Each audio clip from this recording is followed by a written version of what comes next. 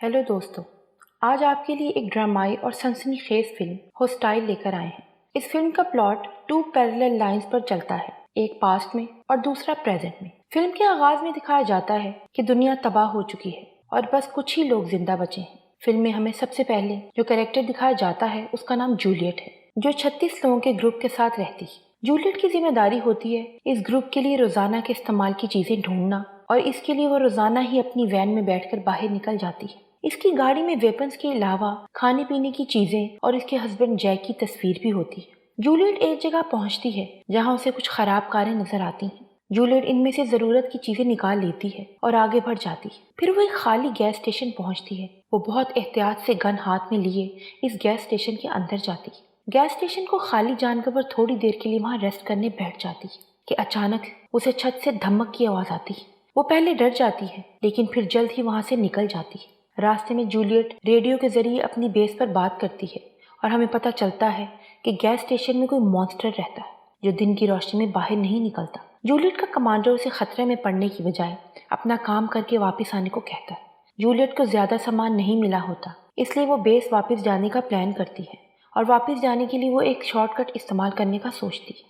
उस रास्ते में आगे बढ़ते हुए उसे एक आरवी नजर आती है। वो अपनी गाड़ी से उतरकर उस आरवी की तलाशी लेने जाती है कि अचानक वैन के पास उसे एक आदमी नजर आता है जो कि बुरी तरह से जख्मी होता है। वो उसे बताता है कि रात में उस पर उन्हीं मॉन्स्टर्स ने हमला किया था। वो जूलियट से कहता है कि उसके बचने की उम्मीद नहीं, इसलिए वो उसे गोली मार दे। वो जूलियट को ये बताता है कि उसने उस मॉन्स्टर को अपनी वैन में बंद किया हुआ। जूलियट उस आदमी को कहती है कि मैं तुम्हें मार कर अपनी गोली बर्बाद नहीं करूंगी। वो वैन में जाती है और उस मॉन्स्टर को मार देती है। जब वो वापस आती है तो वो आदमी मर चुका था। जूलियट वैन में से जरूरी चीजें लेकर बेस की तरफ चल पड़ती है। उस सारे वाकये में उसका काफी टाइम वेस्ट हो गया था और अब रात भी होने वाली थी, क्योंकि वो मॉन्स्टर रात में अपने शिकार के लिए निकलते हैं और जूलियट उनका शिकार नहीं बनना चाहती थी, इसलिए वो अपनी गाड़ी की स्पीड बढ़ा लेती है। गाड़ी चलाते हुए उसका ध्यान अपने हस्बैंड की तरफ चला जाता है कि अचानक उनकी तस्वीर हवा से उड़कर खिड़की से बाहर चली जाती है, जिसे पकड़ने की कोशिश में जूलियट की गाड़ी अपना बैलेंस खो देती है और कलाबाजियां खाते हुए बहुत दूर चली जाती है। यहीं से सीन शिफ्ट होता है और हमें जूलियट की पास्ट लाइफ दिखाई जाती है। वो एक केयरलेस सी लड़की होती है जो कि एक सोफिस्टिकेटेड आर्ट गैलरी में खड़ी थी, जिससे उसे कोई दिलचस्पी नहीं होती। वो तो सिर्फ वहाँ मुफ्त का खाना और शराब पीने आई थी। तभी उसके पास आर्ट गैलरी का मालिक जैक आकर पूछता है कि उसे ये पेंटिंग्स कैसी लगी, लेकिन जूलियट को तो किसी आर्टिस्ट के बारे में बिल्कुल भी पता नहीं था, इसलिए उसे वहाँ काफी शर्मिंदगी उठानी पड़ती है। वो वहाँ से भागने लगती है। अब जैक भी समझ गया था कि जूलियट को पेंटिंग्स के बारे में कुछ भी नहीं पता। बाहर बहुत तेज बारिश हो रही थी, इसलिए जूलियट आर्ट गैलरी में आ गई थी। जब तक बारिश रुक नहीं जाती, जैक उसे अपनी पेंटिंग्स के बारे में बताता रहता है। तभी जैक उसे कहता है कि जूलियट का इससे मिलना इत्तेफाक नहीं है, बल्कि ऐसा किस्मत में लिखा था। लेकिन जूलियट ऐसी बातों पर यकीन नहीं रखती थी और समझ गई थी कि जैक उससे फ्लर्ट कर रहा है। अब जैक उसे एक अजीब सी पेंटिंग दिखाता है जो कि जूलियट को बहुत अगली लगती है। तब जैक उसे कहता है कि वो पेंटिंग को गौर से देखे, क्योंकि इस अगलीनेस के पीछे असल में खूबसूरती छुपी। जब बारिश रुक जाती है तो जैक जूलियट को अपने घर ले जाता है। जैक का घर देखकर जूलियट बहुत ज्यादा शॉक्ड हो जाती है, क्योंकि जैक बहुत ज्यादा अमीर था। यहाँ पर ये दोनों बहुत करीब आ जाते हैं और एक दूसरे से अपनी दिल की बातें शेयर करते हैं। हमें पता चलता है कि दोनों के ही पेरेंट्स नहीं है और ना ही कोई दोस्त होता है और दोनों बिल्कुल अकेले होते हैं। जूलियट को जैक का इतना अच्छा रवैया देखकर कुछ गड़बड़ लगता है और वो घबरा कर वहाँ से चली जाती है। कुछ दिनों के बाद जैक जूलियट को एक रेस्टोरेंट में एक बूढ़े आदमी के साथ देखता है। दोनों का पीछा करने के बाद जैक को पता चलता है कि जूलियट ये सब पैसों के लिए कर रही थी। जैक उसका पीछा करता है और घर तक आ जाता है, जहाँ उसे कुछ गुंडे रेंट के लिए परेशान करते हैं। जैक सामने आकर गुंडों से उसे बचाता है और उसे घर के अंदर ले आता है, जहाँ उन्हें उस घर का ओनर मिलता है जो उन गुंडों का मास्टर भी होता है। वो जूलियट से पैसे लेकर उसे घर के अंदर जाने देता है। जैक जूलियट की मदद करने का कहता है, लेकिन जूलियट उसे बुरा भला बोलकर उसे अपने घर से निकाल देती है। लेकिन एक दिन जब वही गुंडे उसे मार पीट कर उसका बुरा हाल कर देते हैं तो वो जैक के घर आ जाती है। जूलियट को ड्रग्स की आदत भी होती है।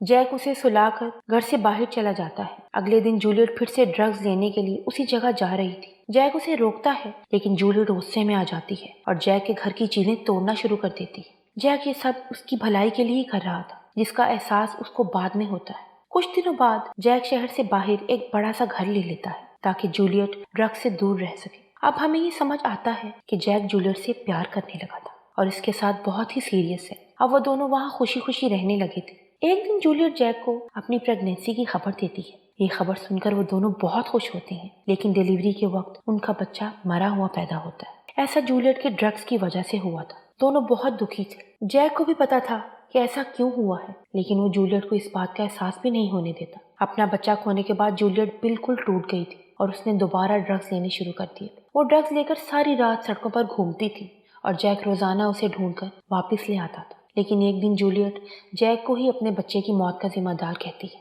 जैक गुस्से में गाड़ी से बाहर निकल जाता है और ट्रेन के जरिए घर चला जाता है। जूलियट एक बार में जाकर ड्रिंक कर रही होती है और उसके सेल फोन पर लगातार जैक की कॉल आ रही थी, जिन्हें वो इग्नोर कर रही थी। अचानक उसकी नजर बाहर के लगे टीवी पर पड़ती है, जिसमें एक ट्रेन पर केमिकल अटैक की खबर चल रही थी। इस अटैक में 40 लोग मारे जा चुके थे। वो घबराकर जैक की कॉल उठाती है तो उसे पता चलता है कि जैक अभी जिंदा है और किसी हॉस्पिटल में है, लेकिन उसकी हालत बहुत खराब है।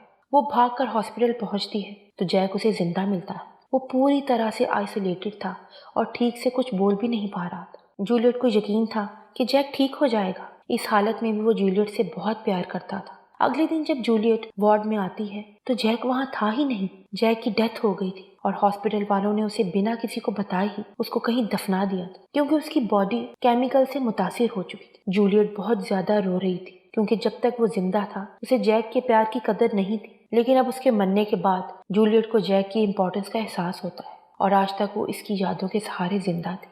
अब सीन बदलता है और हम जूलियट को उल्टी हुई वैन में देखते हैं, जिसे अब होश आ रहा था। वो देखती है कि उसका एक पैर टूट चुका था और साथ ही वो वैन के नीचे फंसा हुआ था। वो अपने इर्द गिर्द देखती है तो उसे अपनी गन थोड़ी दूर पड़ी मिलती है, जिसे वो एक स्टिक की मदद से खींचने की कोशिश करती है, लेकिन उसकी बदकिस्मती से उसकी ये स्टिक टूट जाती है। बहुत कोशिश के बाद वो अपना फंसा हुआ पाँव बाहर निकालने में कामयाब हो जाती है। वो देखती है कि उसके पैर की हड्डी बाहर निकल आई थी। वो इस पर अल्कोहल डालकर जोर से पाँव की हड्डी को अंदर करती है। ऐसा करने से उसे शदीद तकलीफ होती है। वो बहुत ज्यादा चीखती है। तकलीफ कम होने के बाद वो एक कपड़े की मदद से जख्म को बांधती है और रेडियो की मदद से अपनी बेस राब्ता करने की कोशिश करती है, लेकिन बेस से उसका कोई राब्ता नहीं होता, जिससे वो और ज्यादा पैनिक हो जाती है। लेकिन उसे नहीं पता था कि उसकी चीखें सुनकर एक मॉन्स्टर भी वहां आ गया था। वो जब उसे देखती है तो अपनी गन पकड़कर वापस वैन में आ जाती है। हमें उस मॉन्स्टर की टांगें दिखाई जाती हैं, जो कि लगती तो इंसानों जैसी ही थी, लेकिन बहुत ज्यादा पतली थी। वो मॉन्स्टर जैसे ही वापस जाने लगता है कि जूलियट का रेडियो सेट बोल पड़ता है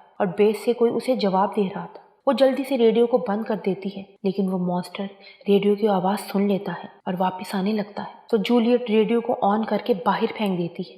वो मॉन्स्टर रेडियो उठाकर दूर फेंक देता है और वहां से चला जाता है। जूलियट स्टिक लाइट्स की मदद से वैन से बाहर निकलकर अपने रेडियो सेट को दोबारा ढूंढ लेती है, लेकिन अचानक वो मॉन्स्टर भी वहां आ जाता है। अब हम देख सकते हैं कि उसकी शक्ल भी इंसानों जैसी ही थी, लेकिन किसी वजह से बहुत खराब हो चुकी थी। जूलियट वैन में वापस आ जाती है और गन पॉइंट पर उस मॉन्स्टर का वेट करने लगती है, लेकिन वो उस पर पीछे से हमला करता है। जूलियट खुद को छुड़ाकर वैन को स्टार्ट करती है और उसका एक्सीलेटर जोर से दबाती है, जिससे मॉन्स्टर डर कर भाग जाता है। यहाँ हमें पता चलता है कि रात के शिकारी होने की वजह से उन मॉन्स्टर को रोशनी पसंद नहीं थी और ना ही वो ज्यादा शोर बर्दाश्त कर सकते थे। जूलियट उस मॉन्स्टर का वेट कर रही थी कि अचानक वो गाड़ी के अंदर आ जाता है, जिस पर जूलियट फायर करती है, लेकिन ऐसा लगता है कि शायद वो जूलियट को मारना नहीं चाहता था। जूलियट का बेस से दोबारा कांटेक्ट हो जाता है और वो उसे वैन में लगे ट्रैकर को ऑन करने का कहते हैं, ताकि उसको ट्रैक करके वो उसे बचाने वहां आ सके। इधर जूलियट उस मॉन्स्टर से बचने की पूरी कोशिश कर रही थी। इधर बेस से जवाब आता है कि उन्होंने इसे लोकेट कर लिया है और अब वो उसे बचाने आ रहे हैं। लेकिन उसी वक्त जूलियट को पता चलता है कि उस मॉन्स्टर ने वैन की विंडशील्ड तोड़ दी है और जूलियट पर हमला करने ही वाला था, लेकिन जूलियट अपनी स्मार्टनेस से वैन की सारी लाइट्स ऑन कर देती है, जिसकी वजह से वो मॉन्स्टर वहां से भाग जाता है। जूलियट अब दोबारा अपनी बेस से राब्ता करती है तो वो बताते हैं कि अब वो उसे बचाने नहीं आ सकते, क्योंकि वो डेंजर जोन में है और अगर वो सुबह तक जिंदा बची तब भी वो उसे लेने आएंगे। जूलियट को बहुत गुस्सा आता है कि वो जिनके लिए अपनी जान मुश्किल में डाल रही थी वही उसकी मदद करने को तैयार नहीं। अपनी वैन में बैठी कुछ सोच ही रही थी तो तभी उसे एक गाड़ी के हॉर्न की आवाज आती है। वो शोर मचाकर उन्हें अपने पास बुलाती है, लेकिन ये लोग दरअसल चोर थे जो इसका सामान छीनने आए थे। इसी दौरान वो मॉन्स्टर भी वहां आ जाता है और उन चोरों में से एक को मार देता है। ऐसा लगता है जैसे उस मॉन्स्टर ने जूलियट की जान बचाई थी, लेकिन जूलियट बहुत डर जाती है। वो मॉन्स्टर उस चोर को खाने लगता है। ये देखकर जूलियट बहुत डर जाती है और उस मॉन्स्टर की खुराक बनने से पहले ही खुद को मारने लगती है, लेकिन वो ऐसा नहीं कर पाती, बल्कि उस मॉन्स्टर का सामना करने का फैसला करती है। वो पेट्रोल का एक गैलन और फ्लेयर लेकर वैन से बाहर निकलती है और उस फ्लेयर को जलाकर मॉन्स्टर को अपनी तरफ बुलाती है। मॉन्स्टर के पेट्रोल के गैलन के पास आते ही वो उसे शूट करके गैलन को ब्लास्ट कर देती है, लेकिन वो मॉन्स्टर फिर भी बच जाता है। वो अब जूलियट पर हमला कर देता है और उसे उठाकर दूर फेंक देता है, लेकिन जूलियट जल्दी से खुद को संभालती है और उस पर गोली चला देती है, जिससे वो नीचे गिर जाता है। अब जूलियट भी वहीं लेट जाती है क्योंकि अब सुबह होने लगी थी, लेकिन वो मॉन्स्टर अभी तक जिंदा था। वो आहिस्ता आहिस्ता जूलियट के पास आ जाता है। जूलियट उसे शूट करने लगती है, लेकिन गन में गोलियां खत्म हो गई थी। लेकिन गन में गोलियां लोड होने से पहले ही वो जूलियट के ऊपर आ गया था और वो उसके फेस को ऐसे टच करता है जैसे कभी जैक किया करता था। तब हमें और जूलियट को पता चल जाता है कि वो मॉन्स्टर कोई और नहीं बल्कि जैक है, और वो रात भर उसे ये एहसास दिलाने की कोशिश कर रहा था, क्योंकि कई बार मौका मिलने पर भी उसने जूलियट को नहीं मारा था। यहाँ पर जूलियट को जैक की दो बातें याद आती हैं कि अगलीनेस के पीछे छुपी ब्यूटी को समझो, और दूसरी ये कि उनका मिलना किस्मत में था, जिस पर अब जूलियट को यकीन हो गया था। इसके बाद जूलियट जैक को गले लगाकर खुद को और जैक को मार देती है और यहीं पर ही ये फिल्म खत्म हो जाती है। दोस्तों, अगर आपको ये फिल्म अच्छी लगी तो हमें ज़रूर बताइएगा। तो जल्द ही मिलते हैं एक नई फिल्म के साथ। Good bye.